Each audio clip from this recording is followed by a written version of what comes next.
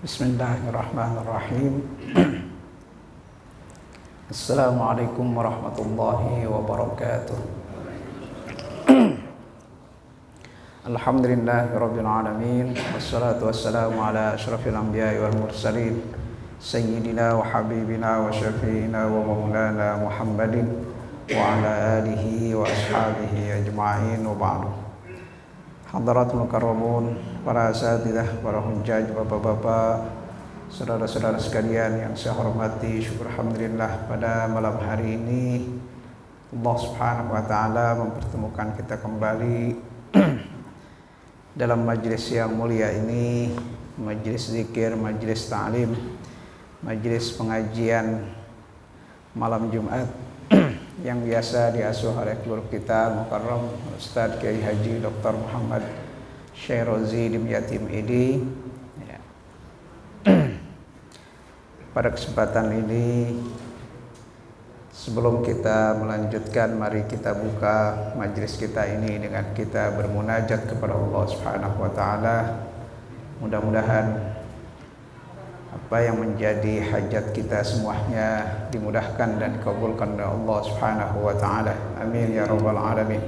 Ya Rabbi bil Mustafa balligh maqasidana waghfir lana ma madha ya wasi'al karami. Ya Rabbi bil Mustafa balligh maqasidana waghfir lana ma madha ya wasi'al karami. Ya akramal khalqi ma liman aludhu bihi siwaka 'inda hululil hadithil 'amimi. Ya Rabbi bil Mustafa balligh maqasidana waghfir lana ma madha ya wasi'al karami wa lan yadhiqa Rasulullah jahuka bi idin karimu tajanna bismi muntaqimi. Ya Rabbi bil Mustafa balligh maqasidana waghfir lana ma madha karami. Allahumma salli wa sallim wa barik alaihi. Selanjutnya bersama-sama kita membaca suratul Fatihah. Kita niatkan, kita hadiahkan pahalanya untuk masing-masing orang-orang tua kita yang telah berpulang ke rahmatullah, untuk guru-guru kita, para masyayikh kita, para pendahulu Masjid Jami' Miftahul Khair, bil khusus guru kita Bapak Kiai Ahmad Dimyati bin Kiai Ilyas, Kiai Ilyas bin Sirin, orang tua kita Bapak Haji Muhammad Siddiq, para pengurus Masjid Jami' Miftahul Khair yang lainnya yang telah berpulang ke rahmatullah. Kita doakan semuanya, semoga semuanya senantiasa mendapat curahan rahmat dan maghfirah dari Allah Subhanahu wa taala, diampuni segala dosa dan kesalahannya, diangkat derajatnya oleh Allah Subhanahu wa taala, dijadikan kubur mereka semuanya raudhah min riyadil jannah. Ala hadhihi niyyah wa kullu niyatin salihah wa ila hadratin nabi Mustafa Rasulillah sallallahu alaihi wasallam. Al-Fatihah. A'udzu billahi minasyaitonir rajim. Bismillahirrahmanirrahim. Alhamdulillahi rabbil alamin, arrahmanir rahim, maliki yaumiddin. Iyyaka na'budu wa iyyaka nasta'in. Ihdinas siratal mustaqim, siratal ladzina an'amta 'alaihim ghairil maghdubi 'alaihim waladdallin. Amin. Ya. Malam ini kita akan membaca hadis yang lainnya. Setelah kemarin Maratibuddin ya, sudah kita baca. Selanjutnya hadis tentang atwar.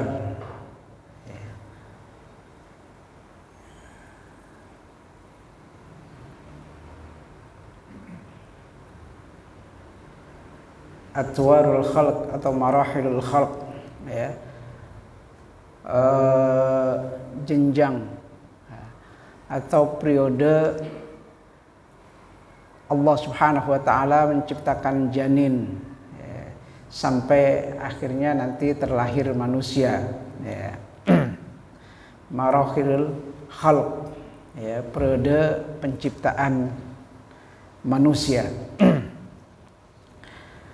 Hadis Rasulullah SAW an Abi Abdurrahman Abdullah ibnu Mas'ud, ya, radhiyallahu an qala haddatsana Rasulullah sallallahu alaihi wasallam wa huwa as-sadiqul masduq,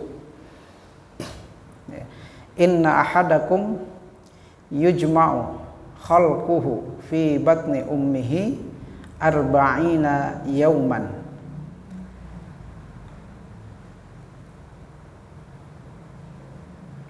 inna ahadakum yujma'u khalquhu fi batni ummihi arba'ina yawman nutfatan, thumma yakunu 'alaqatan mithla dhalik, thumma yakunu mudghatan mithla dhalik, thumma yursalu ilaihi al-malak fayanfukhu fihi ar-ruh wa yu'maru bi arba'i kalimatin bi katbi rizqihi wa ajalihi wa amalihi wa syaqiyyun aw sa'idun.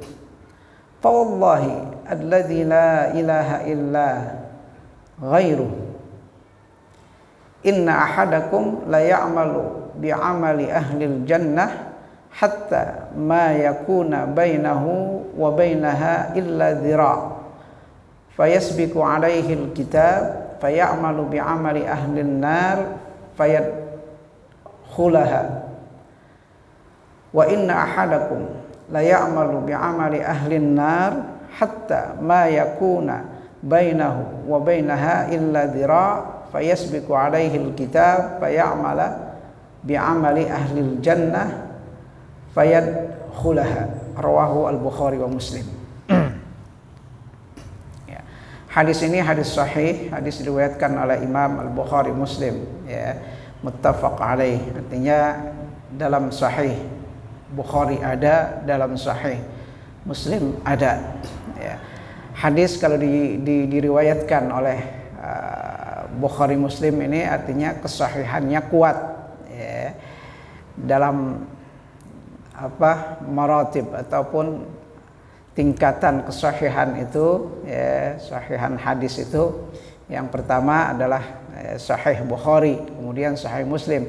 Tapi kalau duanya ini udah ittafaq, artinya udah sepakat, udah di sini nyebutkan, di Muslim juga disebutkan, itu artinya tambah kuat lagi, ya. Rawahu Bukhari Muslim, hadisnya hadis sahih. Yang meriwayatkannya adalah Abdullah ibnu Mas'ud, ya. Di sini dia disebutkan namanya lengkap, ya, termasuk kunyahnya. Kunyah itu nama panggilan, ya, nama panggilan. Orang Arab itu sering memanggil orang itu dengan sebutan atau nama panggilannya ada, ya, seperti Rasulullah itu Abul Qasim, ya, bahkan di dalam riwayat berjanji itu disebutkan Abul Qasim itu karena Rasulullah pernah mempunyai anak namanya Qasim, ya, makanya disebut Abul Qasim, artinya bapaknya Qasim, ya. Ya. Seperti juga Imam Ali, ya, Imam Ali itu, ya, orang Arab ada memanggilnya dengan Abul Hasanain, ya, artinya dua, karena dia punya anak Hasan dan Husain, ya, Abul Hasanain, dibilang seperti itu. Nah, Abdullah ibnu Mas'ud, ya, sebetulnya banyak hadis juga hanya menyebutkan Abdullah ibnu Mas'ud, tapi dalam hadis ini sebutkan dengan nama panggilannya juga An Abi Abdurrahman, ya. An Abi Abdurrahman, karena dia punya anak namanya Abdurrahman, ya. Abi Abdurrahman artinya ayahnya Abdurrahman. Namanya siapa? Abdullah. Abdullah ini siapa? Abdullah ini bapaknya Mas'ud, ya. Makanya dikenal dengan Abdullah ibnu Mas'ud, ya, Abdullah ibnu Mas'ud, ya. Tapi dia karena punya anak, ya, laki-laki namanya Abdurrahman, ada juga orang memanggilnya dengan Abu Abdurrahman atau bapaknya, ya. Kalau kita mungkin jarang, biasanya kita julukan itu malah perbuatan-perbuatan yang sedikit menyolok gitu, ya. Ya, kalau misalnya dia orang Jawara, ya kita sebutnya Jawara, ya, biasanya di kampung kalau disebut Jawara itu udah ketahuan si Fulan namanya, ya, karena memang Nah, biasanya seperti itu. Kalau orang Arab itu biasanya bahkan sampai sekarang, ya, sampai sekarang itu mereka masih menggunakan panggilan-panggilan biasanya dinisbahkan kepada anaknya, anak laki-laki, ya. Abu siapa, kalau dia punya anak Hasan misalnya Abu Hasan, mana Abu Hasan. Saya kebetulan bekerja di lingkungan orang Arab itu, terkadang juga ketika dia menanyakan ada siapa gitu yang dimaksud, ya, kalau nama lengkapnya atau nama orangnya saya tahu, tapi kalau dikunyahkan ke anaknya saya nggak kenal karena saya nggak tahu nama anaknya, ya, gitu. Nah itu mereka sampai sekarang, ya, sampai sekarang budaya seperti itu, memberikan kunyah ataupun julukan itu biasanya dinisbahkan kepada anaknya, ya, kepada anaknya. Nah Abdurrahman Abdullah ibnu Mas'ud ini juga punya anak namanya Abdurrahman, maka banyak orang yang memanggilnya dengan Abu Abdurrahman, ya. An Abi Abdurrahman Abdullah ibnu Mas'ud radhiyallahu taala anhu qala, ya, haddatsana itu maksudnya Rasulullah, ya, berbicara di hadapan kami. Haddatsana, di sini bukan haddatsani. Biasanya kalau haddatsani, ya, atau qalali atau haddatsani itu hadisnya khusus kepada dia aja, seperti hadis yang Rasulullah mengajarkan tentang salat tasbih, ya kan? Salat tasbih itu hadisnya adalah Rasulullah mengajarkan kepada Abbas, Abbas, ya, pamannya Rasulullah, ya, diajarkan, ya. Itu biasanya langsung disebut, atau Abdullah ibnu Abbas, Abdullah ibnu Abbas kalau nggak salah. Ya gulam, ada hadis, ya, ada hadis yang mengajarkan bagaimana, ya, Rasulullah mengajarkan kepada Abdullah ibnu Abbas itu tentang ihfadillah yahfaduka, ya gulam ihfadillah yahfaduka, ada hadis yang bunyinya seperti itu. Nah itu Rasulullah mengajarkan langsung kepada sosok seseorang, Kalau yang seperti ini, ya, biasanya yang meriwayatkan pun ya cuma dia,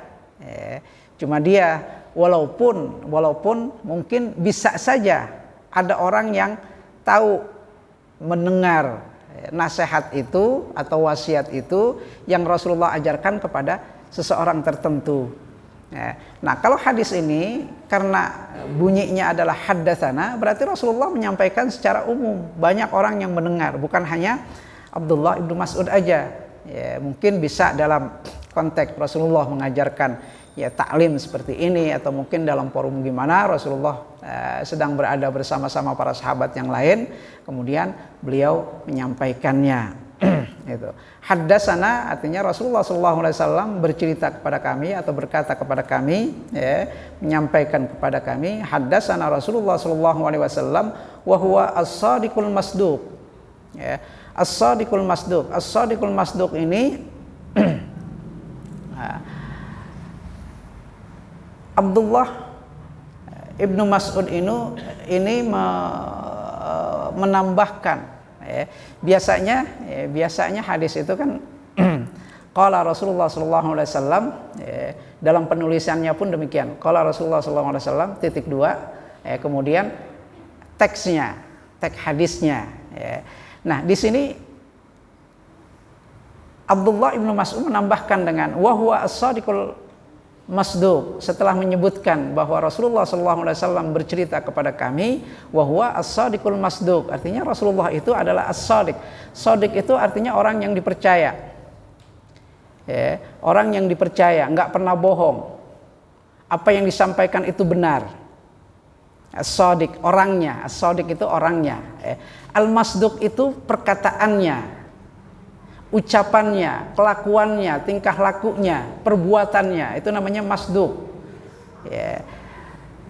Abdullah ibnu Mas'ud ingin menjelaskan, ya, artinya setelah mengatakan haddatsana Rasulullah sallallahu alaihi wasallam wa huwa as-sadiqul masduq, bahwa Rasulullah itu orang yang percaya, yang dipercaya. Ya, perkataannya itu dipercaya, ucapannya itu dipercaya, orangnya itu jujur, ya, nggak pernah bohong, nggak pernah khianat. Bahkan, ya, dalam sejarah Rasulullah sebelum diangkat menjadi Rasul pun, ya, pada saat berumur 35 tahun terjadi peristiwa renovasi Ka'bah, kemudian Hajar Aswad itu kan ya waktu direnovasi diturunin dulu. Ketika renovasinya selesai, perbaikannya selesai, nah Hajar Aswad ini ingin dikembalikan untuk diletakkan di tempatnya. Tapi ada pertikaian, ya, masing-masing kabilah di Quraisy itu saat itu di Mekah itu ya mengatakan bahwa sayalah yang paling berhak untuk meletakkan. Ya, masing-masing ya, ingin meletakkan Hajar Aswad di tempatnya. Ya, akhirnya mereka ya, karena nggak ada jalan keluarnya, masing-masing merasa dia yang paling berhak. Ya, sampai akhirnya ya, menyepakati bahwa yang meletakkan itu adalah orang yang pertama kali masuk ke dalam Masjidil Haram. Nah, kemudian Rasulullah itu ya, pada saat itu ya, di tengah ya, pertikaian orang Quraisy itu untuk meletakkan Hajar Aswad, ternyata memang ya, pada kenyataannya ya, dengan izin Allah ya, Rasulullah yang pertama kali masuk ke Masjidil Haram, kemudian yang dilihat itu adalah sosok Rasulullah SAW. Ya. Nah, ketika yang dilihat itu Rasulullah, kemudian selama kehidupan Rasulullah dari kecil, ya, bahkan sampai ya, saat itu ya, tidak pernah menemukan sikap Rasulullah yang dia sebagai seorang pengkhianat atau bagaimana, bahkan dia adalah orang yang dipercaya, bahkan sampai akhirnya dia mendapatkan julukan Al-Amin, ya, orang yang dipercaya. Ya, ketika dia atau Rasulullah yang hadir ya, masuk ke dalam Masjidil Haram, ya, orang-orang kabilah Quraisy itu akhirnya sepakat, udah kalau memang ya, Muhammad yang kita sepakati kriterianya untuk meletakkan Hajar Aswad ke tempatnya itu, ya semuanya sepakat. Ya. Bahkan dengan sikap itu tidak serta-merta Rasulullah ngambil Hajar Aswad itu ya, kemudian diletakkan ke tempatnya, enggak. Ya, beliau mempunyai kecerdasan, ya, diambil sorbannya, digelar sorbannya, diambil Hajar Aswadnya, ditaruh di sorbannya, kemudian semua kepala kabilah itu mengangkat sorban itu, yang satu pojok sono, pojok sini, ada yang di tengah sini, semuanya megang. Nah, kemudian membawa Hajar Aswad itu mendekat ke posisi yang ada sekarang seperti itu di pojok ya, Hajar Aswad, sampai mendekat situ. Setelah sampai di situ baru Rasulullah yang meletakkan. Saat itu mungkin orang nggak ada yang bisa berpikir seperti itu, nggak ada. Tapi dengan kecerdasan Rasulullah SAW, ya, beliau melakukan seperti itu, kemudian baru setelah dekat dengan posisi tempat Hajar Aswad itu, beliau yang mengangkat dengan tangannya yang mulia. Itu. Dan sejak itu Rasulullah mendapatkan julukan di tengah orang kafir Quraisy sebagai Al-Amin, nah, orang yang dipercaya.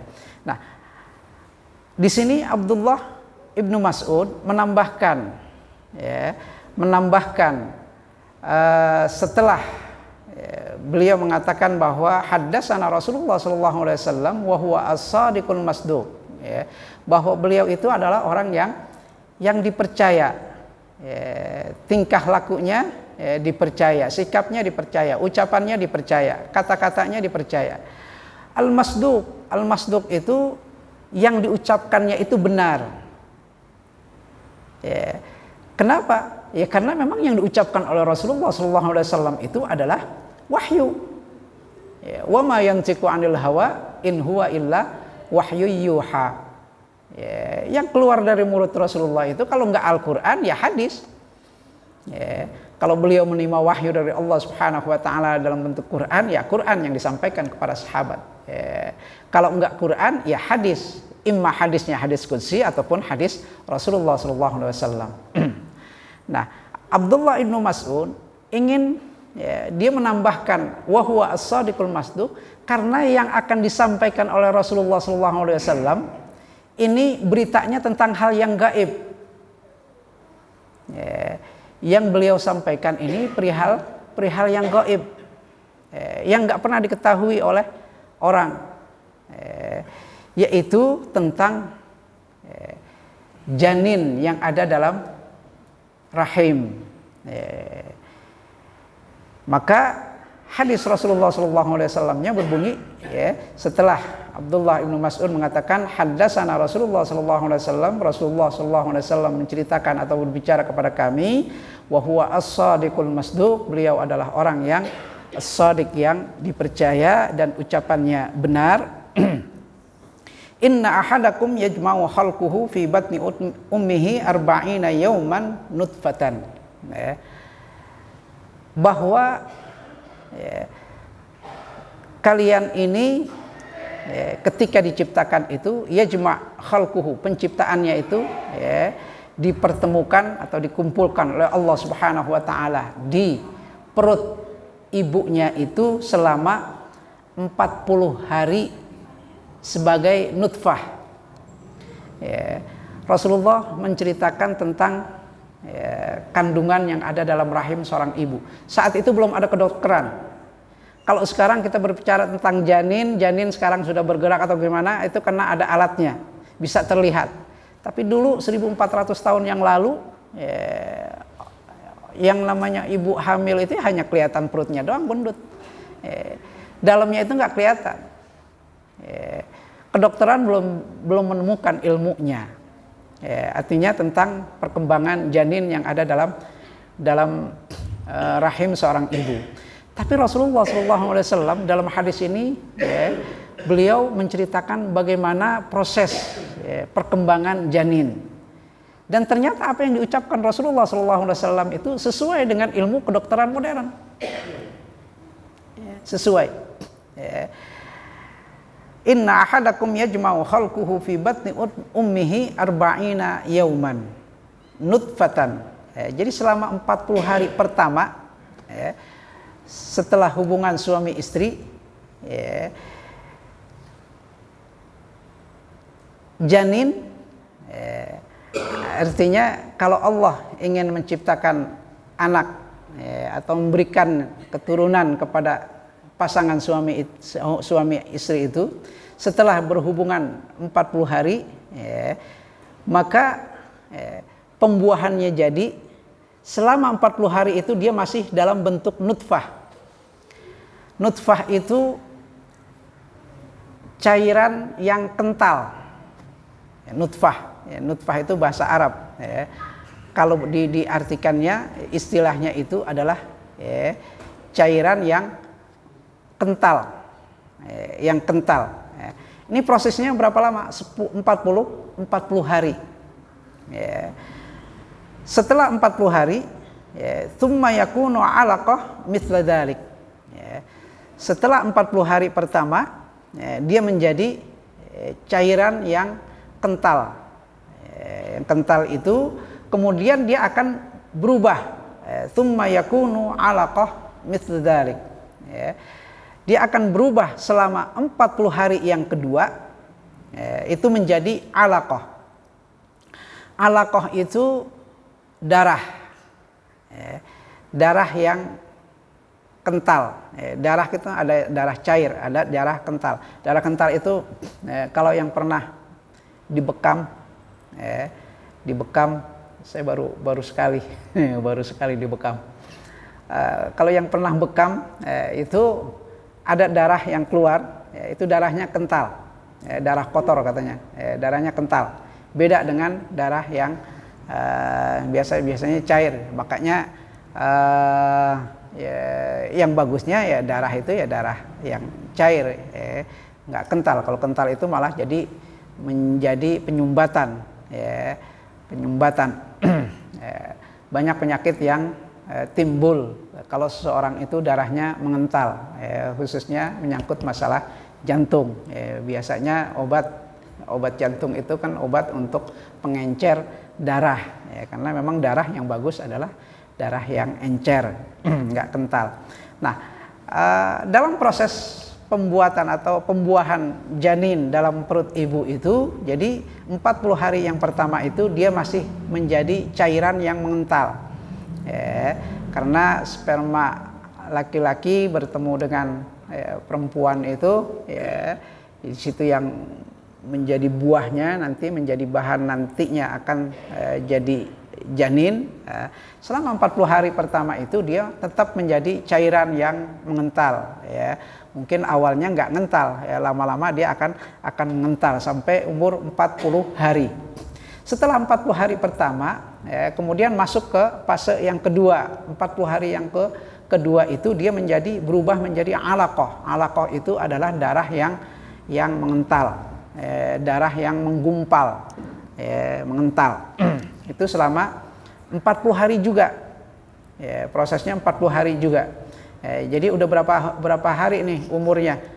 Umurnya udah 80 hari berarti dalam perut ibu. Kemudian tsumma yakunu mudghah mithlu dzalik. Setelah itu masuk ke fase yang ketiga, 40 hari yang ketiga menjadi mudghah. Mudghah itu adalah daging yang menggumpal. Daging yang menggumpal artinya sudah tidak lagi menjadi darah yang keras yang menggumpal, tapi sudah berubah menjadi daging. Tapi belum berbentuk. Belum kelihatan tangannya, belum kelihatan kakinya, masih dalam gumpalan.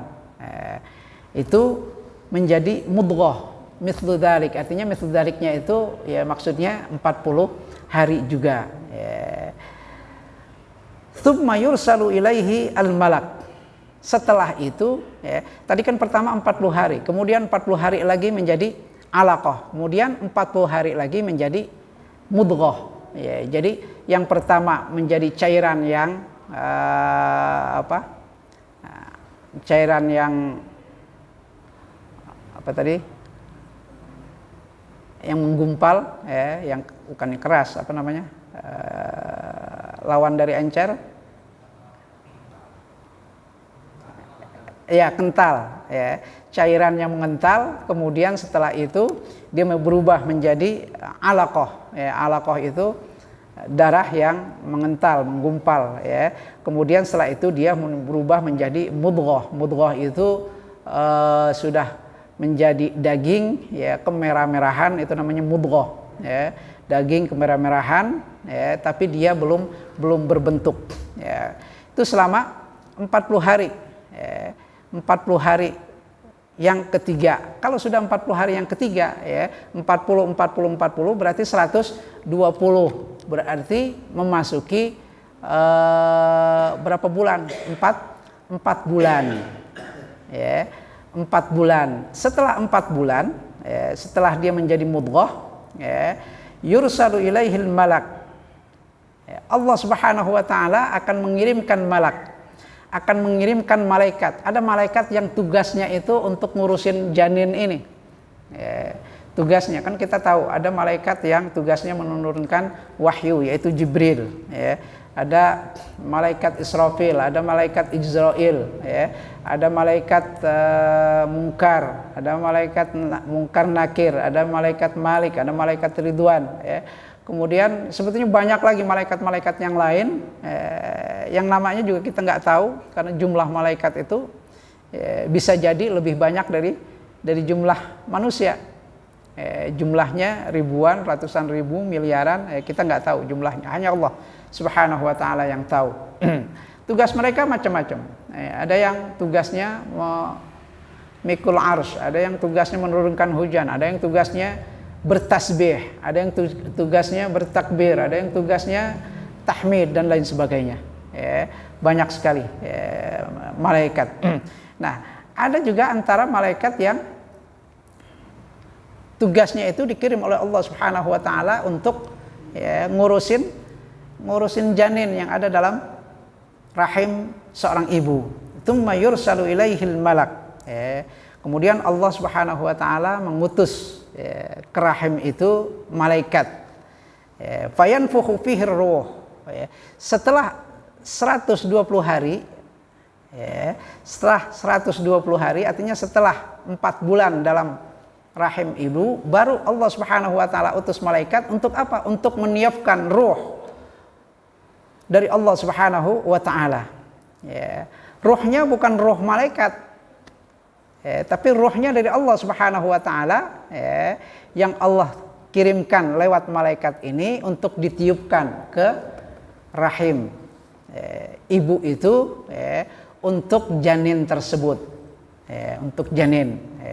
Jadi kalau disebutkan di sini summa yursalu ilaihil malak fayanfukhu fihi ruh, kemudian dikirimkan ke rahim itu malaikat yang meniupkan ke dalamnya ruh, bukan ruhnya ruh malaikat, bukan, ruhnya dari Allah Subhanahu wa taala. Ruh dari Allah Subhanahu wa taala, maksudnya ditiupkan itu ya bukan, kita nggak tahu bagaimana kalau malaikat meniupkan, apa niupnya kayak kita gitu, niup gitu, atau memang ada amalan yang memang dia ingin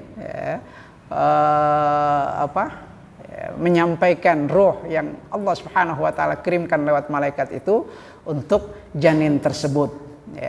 Makanya secara ilmu kedokteran pun janin itu baru bisa bergerak setelah dia berumur 4 bulan dalam rahim ibu. Karena sebelumnya belum ditiupkan roh, belum ditiupkan roh ke dalam janin tersebut. Makanya dia yang pertama, fase pertamanya masih dalam bentuk cairan yang kental, kemudian menjadi nutfah, kemudian menjadi alaqah, menjadi seperti segumpal darah yang kental, kemudian setelah itu menjadi mudghah. Mudghah itu menjadi segumpal daging yang kemerah-merahan, mudghah. Setelah itu baru ditiupkan roh. Nah, kalau sudah 40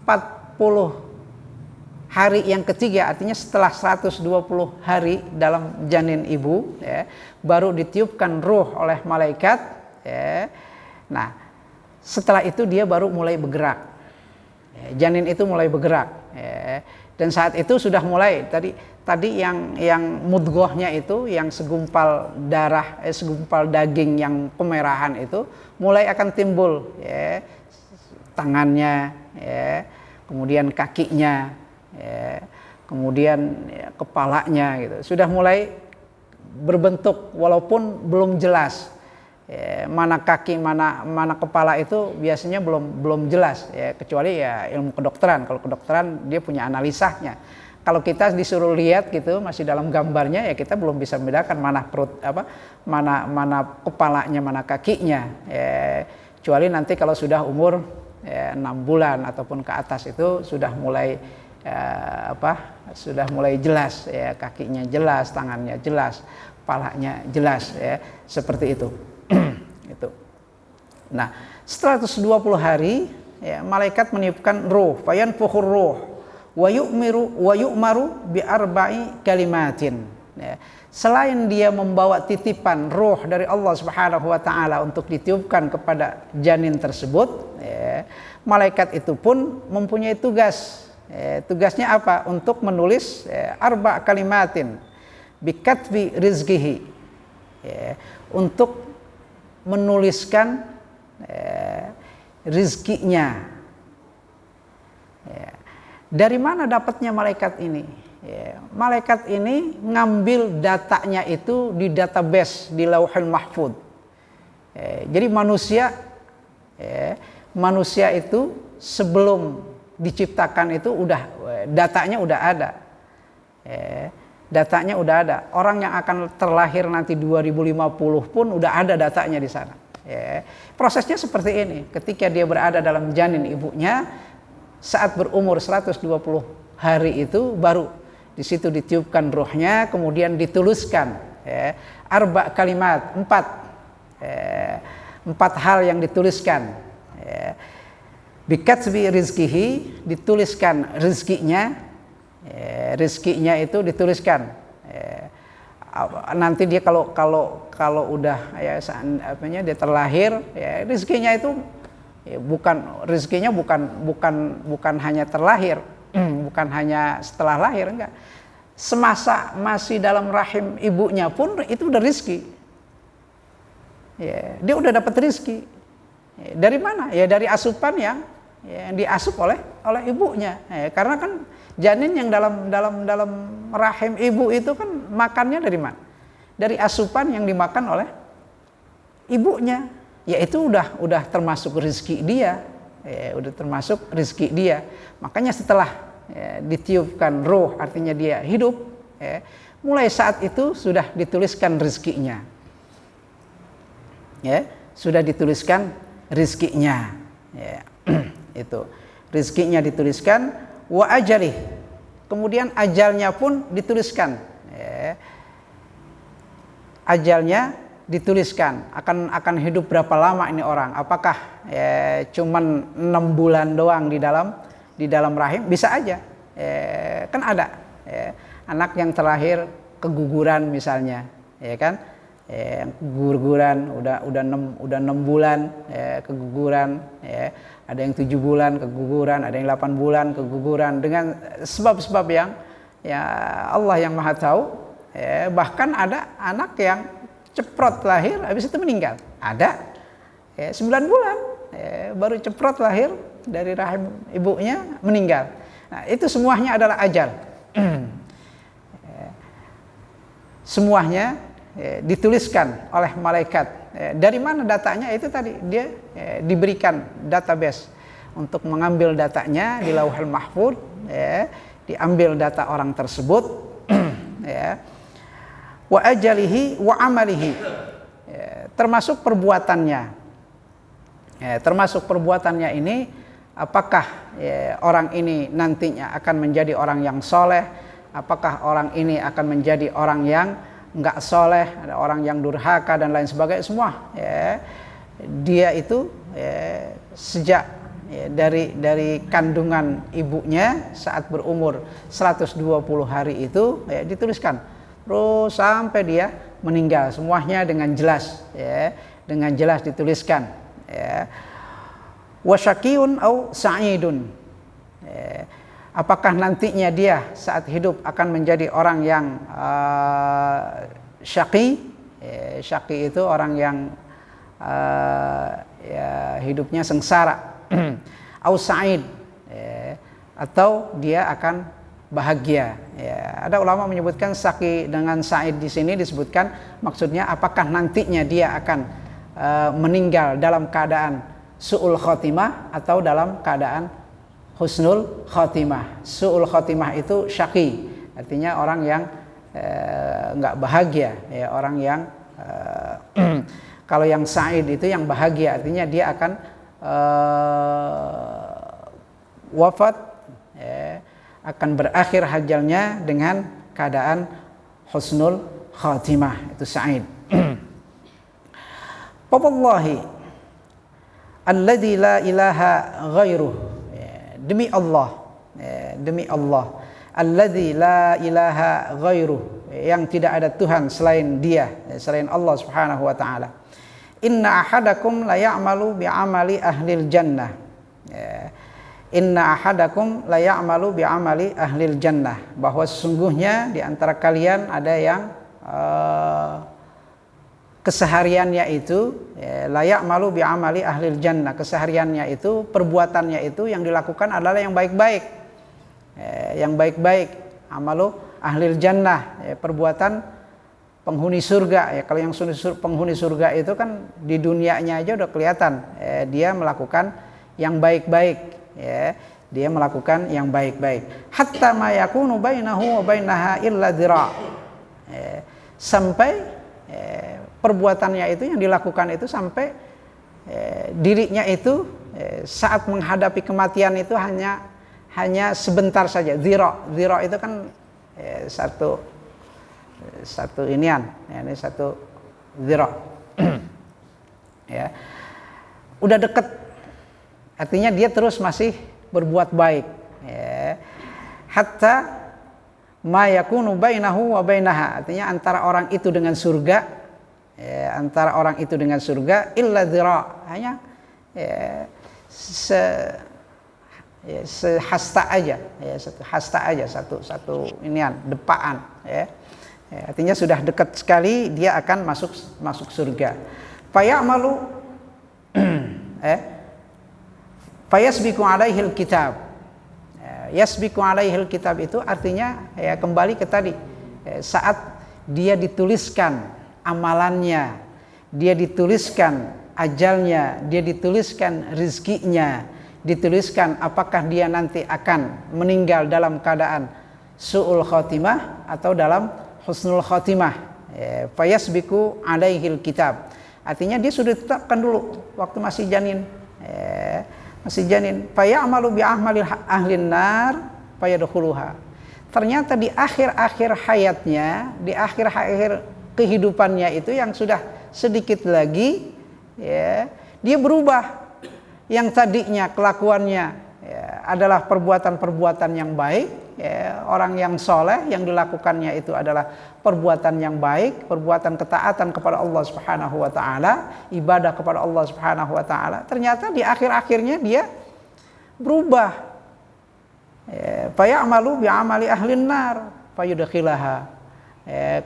Dia berubah, yang tadinya perbuatannya amal soleh malah berbalik. Berbaliknya karena dia sudah tidak iman lagi, dengan dia murtad, keluar dari agama, atau dia melakukan perbuatan-perbuatan dosa, yang akhirnya menutup kebaikannya. Fayudkhilaha annar. Maka ini yang dikatakan tadi syaqiyun au sa'id. Ulama itu lebih mencondong menafsirkannya nantinya dia akan mati dalam keadaan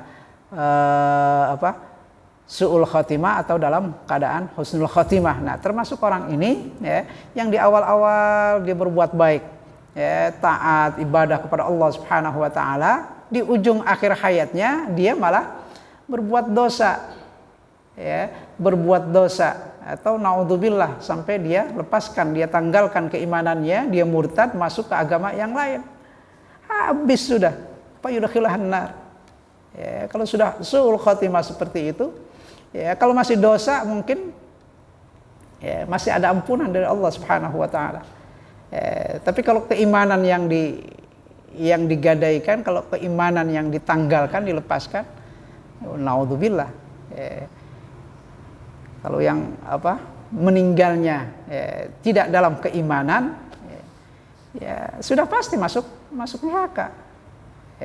Kalau orang iman atau meninggal masih melakukan dosa tapi imannya masih ada harapan, walaupun di akhiratnya dia mesti harus mempertanggungjawabkan perbuatannya itu, dosanya tersebut dengan mendapatkan siksa dari Allah Subhanahu wa taala atas perbuatan dosanya.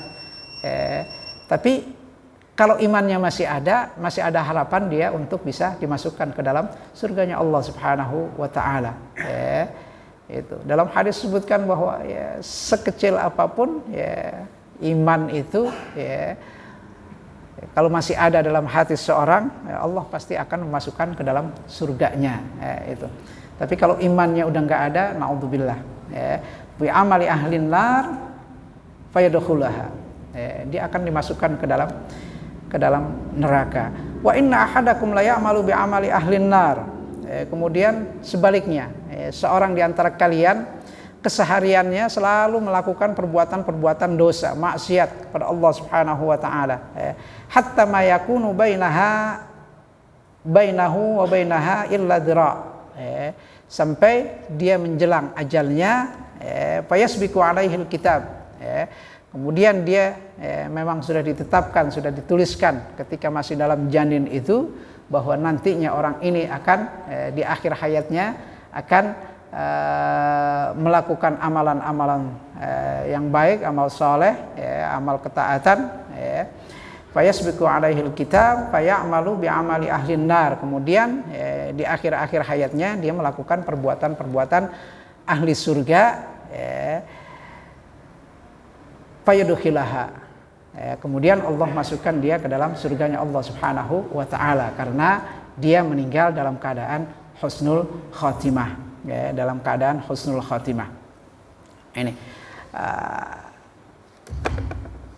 perihal su'ul khotimah ataupun husnul khotimah. Makanya yang diajarkan kepada kita itu kan kita senantiasa selalu jangan sampai sekali-kali terdetik aku sekali-kali berbuat dosa, Kalau kita panjang umur, kalau pas giliran melakukan dosa, kemudian Allah cabut ajal kita, artinya karena memang ajal kita udah sampai di situ, makanya kita selalu berupaya untuk istiqamah dalam taat kepada Allah Subhanahu wa taala, istiqamah dalam beribadah kepada Allah Subhanahu wa taala, karena banyak, saya pernah menyampaikan, ada seorang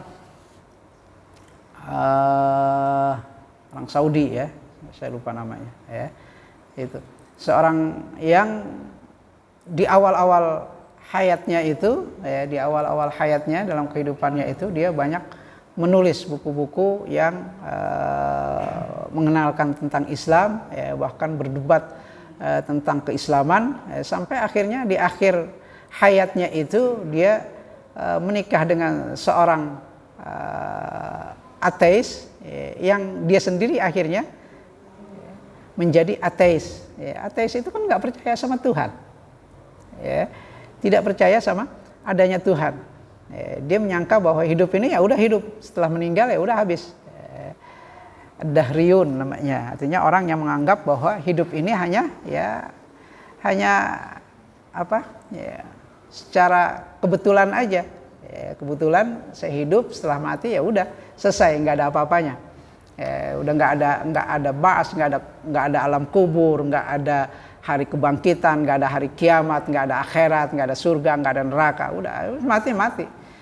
Itu orang ateis, kepercayaan itu. Makanya orang yang berpaham ateis itu dia akan berusaha untuk semaksimal mungkin dia akan memanfaatkan kenikmatan dunia ini untuk dinikmati, karena dia merasa bahwa setelah mati itu udah nggak ada apa-apa lagi. Maka mumpung saya masih hidup ini, ya akan saya gunakan kehidupan ini untuk bersenang-senang. Itu pikiran orang ateis, tidak percaya kepada Tuhan. Itu ada. Dia bahkan ulama ini, artinya orang ini, sosok ini kelahiran Saudi. Di awal-awal dia banyak mendukung paham Wahabiyah. Paham Wahabi itu termasuk paham yang ekstrim, yang ekstrim di Saudi itu. Tapi akhirnya orang ini di akhir hayatnya ya'malu bi'amali ahlin nar, melakukan perbuatan-perbuatan penghuni neraka. Dia berkeluarga, menikah dengan seorang perempuan yang ateis, akhirnya dia sendiri menjadi ateis. Naudzubillah, dia tidak percaya sama Tuhan, artinya sudah keluar dari Islam, nggak ada iman dalam dirinya.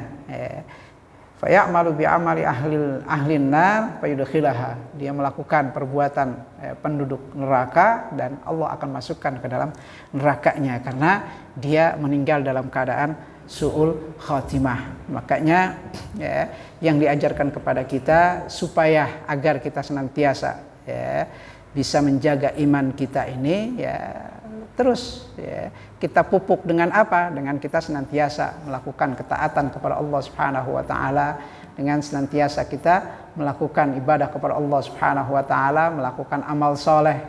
Jangan sampai terdetik dalam hati untuk mau coba-coba. Kenapa? Karena kita nggak tahu ajal kita kapan. Masalahnya itu, kalau kita tahu si ajal kita, ya bisa aja kita siasatin seperti itu.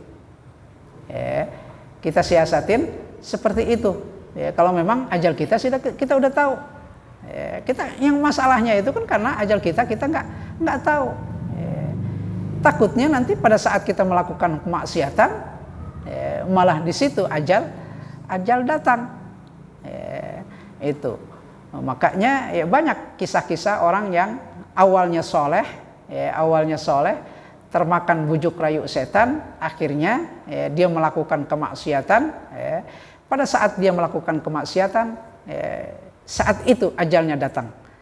Kalau ajal sudah datang, la yuakhiru sa'atan wala yastaqlimun. Dimajuin nggak bisa, dimundurin nggak bisa. Ada satu kisah, ada kasus kisah.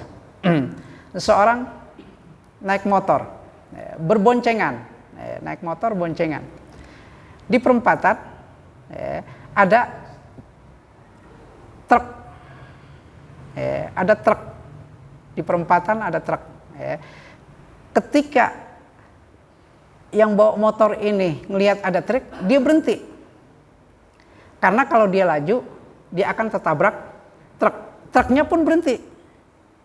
Ya, karena melihat ada motor ini. Ya. Berhenti, truk berhenti. Ya. Setelah berhenti, sekitar berapa detik setelah itu, sama-sama bergerak. Ya, sama-sama bergerak. Yang motornya maju, yang truknya pun maju. Akhirnya tabrakan.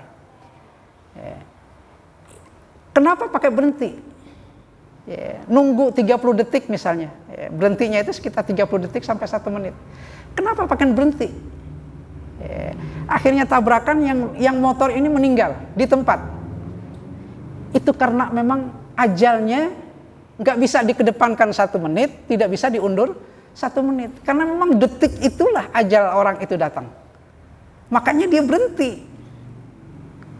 Ya, dianya berhenti di situ, truknya berhenti. Ya, tapi kenapa setelah sekian detik itu, ya memang ajalnya sudah datang, yang motornya nancep narik gas, yang truknya narik gas, akhirnya sama-sama benturan di situ, yang naik motor meninggal. Itu karena memang ajal la yastaqdimuna sa'atan wa la yastakhirun. Ajal itu nggak bisa diundur, nggak bisa dimajuin. Itu. Contohnya itu. Ya, karena memang ajalnya gitu, makanya diberhenti. Ya, untuk apa? Untuk nunggu detik ajal dia. Ya, ketika ajalnya datang, dia jalan, mobilnya pun jalan, tabrakan, akhirnya dia meninggal. Nah, itu. Nah, ini masalah ajal. Allah Subhanahu wa taala yang Maha tahu tentang ajal ini, makanya buat kitanya itu harus selalu waspada untuk menjaga waktu-waktu kita ini dengan ketaatan kepada Allah Subhanahu wa taala, dengan ibadah kepada Allah Subhanahu wa taala. Mudah-mudahan Allah Subhanahu wa taala senantiasa menjaga kita dan mematikan kita dalam keadaan husnul khatimah. Amin ya rabbal alamin. Ya arhamar rahimin, ya arhamar rahimin, ya arhamar rahimin, farrij 'alal muslimin, ya arhamar rahimin, ya arhamar rahimin, ya arhamar rahimin, farrij 'alal muslimin. Wa'fu 'anna ya Allah, wa'fu 'anna ya Karim, wa'fu 'anna ya Rahim rahmatika ya arhamar rahimin. Allahumma ja'al jam'ana hadha jam'an mubarakah wa ja'al tafarruqana min ba'dihi tafarruqan ma'suma. Allahumma nawwir qulubana bi nuri hidayatika kama nawwartal arda bi nuri syamsika wa qamarika abadan abada. Allahumma ja'alna mimman yastami'una al-qawla fayattabi'una ahsanah. ربنا ظلمنا أنفسنا وإن لم تغفر لنا وترحمنا لنكونن من الخاسرين. ربنا آتنا في الدنيا حسنة وفي الآخرة حسنة وقنا عذاب النار. وصلى الله على سيدنا محمد النبي الأمي وعلى آله وصحبه وسلم والحمد لله رب العالمين. السلام عليكم ورحمة الله وبركاته.